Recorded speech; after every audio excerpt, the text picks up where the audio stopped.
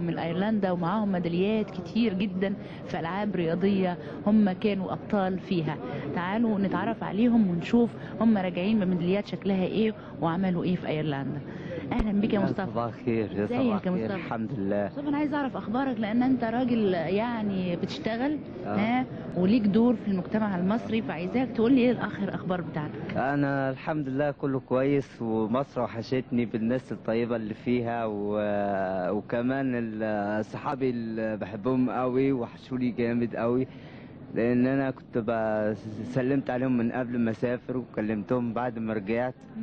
وكان ليا كابتن اشرف لسه مكلمني ولسه مبارك. انت رجعت بكام ميداليه يا مصطفى؟ انا الحمد لله ثلاثه في ايه؟ واحده في البريست، وواحده في 50 حره، والثانيه في التتابع. بسم الله ما شاء الله، مبروك. الحمد لله. مبروك. الحمد لله. سافرت قبل كده يا مصطفى؟ رحت امريكا كتير، ومره اليونان ومره لبنان وان شاء كنت مسافر كل السفريات اللي سافرها. ما عشان مصر بس يعني مش اي حته يعني. انت جميل يا مصطفى. عايزاك تقول لي ايه شفت هناك ايه في ايرلندا؟ شفت الناس طيبه هناك، بيحبونا، على طول معانا في كل حته. اتفسحتوا هناك؟ والفسح هناك حلوه، وحتى ما فيش خطر علينا، لان احنا على طول كان في ناس كمان عرب كان على طول بيسلموا علينا، والايرلنديين كمان زي القمر بيسلموا علينا. عكسهم؟ لا مجرد صاحب بس يعني. كانوا بيشجعوكوا يعني. جميل. ما كانوش بيسيبونا حتى بعد من بعد البطوله يعني. كانوا معاكوا على طول. هم اللي كانوا بيشجعوكوا. طب دي حاجه جميله يعني بنقول لهم انتوا وحشتونا برضه يعني. انت دلوقتي بتقول لهم انت وحشتونا. من مصر. مهما رحنا ومهما جينا مصر رحنا والنور عينينا، مصر غاليه كتير علينا. ازيك عامل ايه؟ الحمد لله. ايه اخبارك؟ انا بس الحمد لله. جبت كام ميداليه؟ قول لي. 3. كام؟ مصطفى برضو جايب 3 وبالضيع ذهب وبرونز وفضي. ده انت جبت الثلاثه. مبروك أنا مبروك. واتبسطت هناك؟ طبعا بالطبع. عملت ايه هناك؟ قول لي. الحمد لله. عملت مغامرات؟ انا مغامرات ايه؟ ما عملتش مقالب في حد؟ لا انا الصراحه وبس. ما عملتش حاجه غير انك بتلعب رياضه وخلاص؟ انا رياضه وسباحه وبس يعني. سباحه وبس. ما اتفسحتش هناك؟ اتفسحت كتير. رحت فين؟ انا رحت يونان وامريكا ولبنان ايرلندا. كل دول رحت سافرت كل البلاد دي؟ عندي 7 سفر. ان شاء الله لسه ان شاء الله انا رايح المغرب ان شاء الله. والله هناك انا برضه هحقق ذهب. قبل ما يرحل قمر هات احلامنا يا. الفقرة الجاية بقى تعالوا مع بعض نشوف صديقاتي وأصدقائي وهم بيقدموا أغاني جميلة جدا في مسرح البالون وتحت رعاية قصور الثقافة. تعالوا مع بعض نشوف الفقرة الجاية. منا وباسم بلادي نورك للعالم يسري، أنت أكيد مشاهدينا الاعزاء، من خلال شاشه القناه الثالثه بنلتقي مع بطل نجم في دنيا الرياضه مازن مصطفى السماحي. ازيك يا مازن؟ الحمد لله. كل سنه وانت طيب.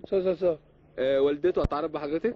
مدام فاديه سلامه والده مازن، واحنا هنا جايين برضو نوري شويه بعض الحاجات الجميله اللي حققها لنا مازن بالنسبه للبطولات العالميه.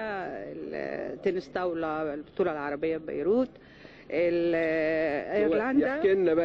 تحكي لنا بقى عن قصص الميداليات دي. الميداليه دي بتاعت ايه؟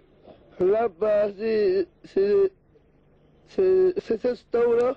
تنس طاوله والبولن ايرلندا. ماما سوزان وميداليه حلوه للاولمبياد الخاص طبعا، وانجازات كبيره جدا. لو نتكلم حضرتك عن بدايه ممارسه مازن للرياضه واهم البطولات اللي شارك فيها. مازن اهم حاجه كانت عنده من 3-4 سنين وهو حبه كان ابتدى بالسباحه، وبعدين دخل بالنسبه كان في نادي الصيد وفي مدرسه رمى نفسه في كل الألعاب الرياضية، يعني هو يعتبر من متعدد البطولات الرياضية والمواهب، يعني من ضمن الحاجات اللي ربنا اداها له عوضها له يعني.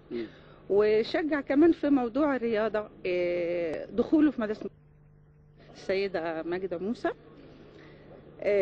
اهتمامها بالأولاد دول وبالنشاط الرياضي بالذات، اداله فرصة ان هو حقق حاجات كتير قوي لغاية ما سافر معاهم وراح معاهم في الأولمبياد الخاص. وشارك في الأولمبياد الخاص في ايرلندا دبلن. والبطولة العربية بيروت، كل ده تبع الأولمبياد الخاص. وبالنسبة للسباحة هو يعني يعتبر يعني حوالي 5 سنوات متتالية بطل الجمهورية، وأعلى رقم بيحققه بالنسبة للسباحة.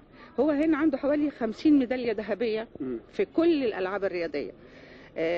يعني مثلا في السلة في 2000 كان واخدينه في منتخب السلة، كان المفروض يطلع على سيدني، وفي منتخب القدم، وبرده بطولات التنس طاولة اتحاد وسبيشال أولمبيك، وبطل في الجلة وبطل في الرمح، كل دي الذهبية، كل الميداليات دي. والسباحة طبعا هي أكتر أرقام واخد فيها. وعلى فكرة برضه هو فنان يعني وبيعزف. فنان بتعزف موسيقى؟ أيوة موسيقى بيتعلم بقى دلوقتي برضه النوتة. وإن شاء الله بنحضره كده بعد كام شهر أو حاجة، يعني عشان يفاجئوا او يشوف يطلع برضو الطاقه اللي عنده في قرايه النوتة والعزف بالنسبه للموسيقى. لو نتكلم عن دور حضرتك ودور الاسره في تنظيم الوقت، لان اكيد ليكوا دور كبير جدا علشان مازن يقدر يحقق لنا كل هذه الانجازات، يعني انتوا ابطال مع مازن بدون شك. مازن هو الحمد لله يعني ربنا كرمنا ان احنا كنا قريبين من نادي الصيد، وان هو متأيد في مدرسه. فالحاجتين دول هم صراحة الميزتين، حاجات من الحاجات اللي ميزت مازن، انه لقى تشجيع من النادي وتشجيع من المدرسة. والنشاط الرياضي بالنسبة للنادي الصيد وقف جنبه جدا، بالذات في بطولة التنس طاولة لما سافر ايرلندا. في النشاط الرياضي خصص له شهر، وخصصوا له كابتن خاص يوميا لمدة شهر قبل ما يسافر، تدريب يومي. وطبعا ده كله كان بموافقة الأستاذ محمود النواصرة. النشاط الرياضي هو اللي وقف فعلا جنب مازن، وكان أول مرة يسافر وجاب الميدالية الذهبية بالنسبة للتنس الطاولة. والبولينج برضو النشاط الرياضي هو ما كانش يعرف بولينج. لما المدرسة قالوا لنا مدام ماجدة قالت احنا أول مرة مصر تشارك بلعبة البولينج يعني دولي، فمين قالوا مازن. قلنا خلاص نجهز مازن، جهزناه في حوالي 5 شهور. برضو اتدرب الحمد لله، ووقف جنبينا برضو النشاط الرياضي، هو اللي ساهم وشجع ان هو يكثف التدريبات يوميا وكده، وعمل الحمد لله اللي قدر عليه، جاب برونزية. بس يعني هو يعني ان شاء الله كان نفسه يجيب ذهبيه ان شاء الله يجيبها باذن الله، ويبقى يستمر في مشوار البطوله. واحنا من خلال شاشه القناه الثالثه بنقول له كمان العجل يعني عام سعيد، ودراجات كمان. يعني مره كده هو بيجري. لا انا بس الصراحه 50 توفل 50 دولفين و اس 50 بريست بات وباك وطفل. انت سباح كبير، سباح كبير ودايما بالتوفيق، وكل سنه وانتم طيبين. واحنا بنقول له من خلال شاشه القناه الثالثه عام سعيد ان شاء الله. شكرا، كل سنه وانتم طيبين.